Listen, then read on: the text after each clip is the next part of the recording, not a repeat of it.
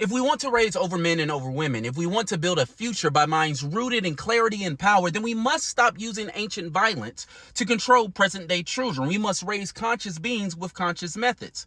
Anything less is a betrayal, not just of the child, but of the universe itself waking up inside of them. Justice.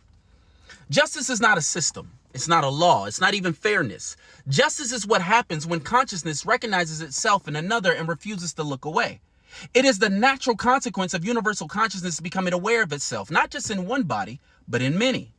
It is the understanding that if I am sacred, so are you. If I deserve to be protected, so do you.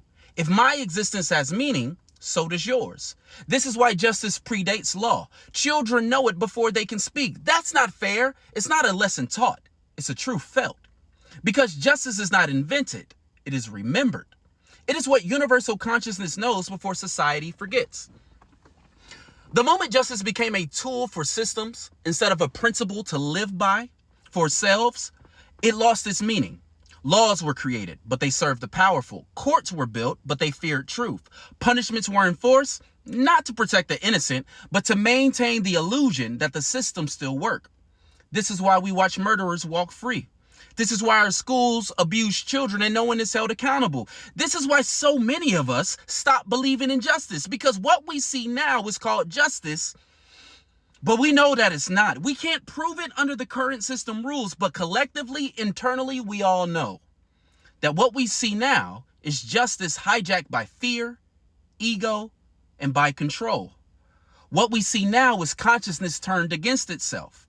You cannot actualize justice unless you believe that something greater connects you to the people you do not know, do not like, and do not understand.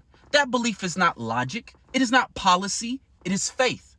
The faith that meaning must extend beyond yourself if it is to mean anything at all. Justice is not always punishment. Sometimes it's repair. Sometimes it's release. Sometimes it's mercy. But always, it is the choice to see the dignity in someone else even when society tells you not to. The Overman understands this. He doesn't seek justice as revenge. He seeks justice as restoration, because injustice is not just harm. It is the fracturing of awareness. It is the refusal to acknowledge another being as a mirror of the same universal source you claim to believe in.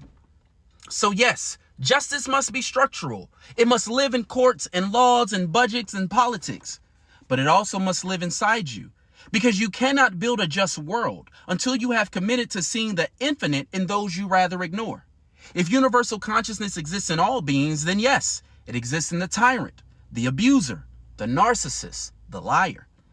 But justice does not mean protection from consequences. Consciousness does not require coddling. Evil is still evil, even when it wears the mask of a mother, a father, or a friend. One of the greatest betrayals of justice is our unwillingness to act decisively against evil people because we fear their children will suffer. But here's the truth. Their children are supposed to suffer for their evil behavior.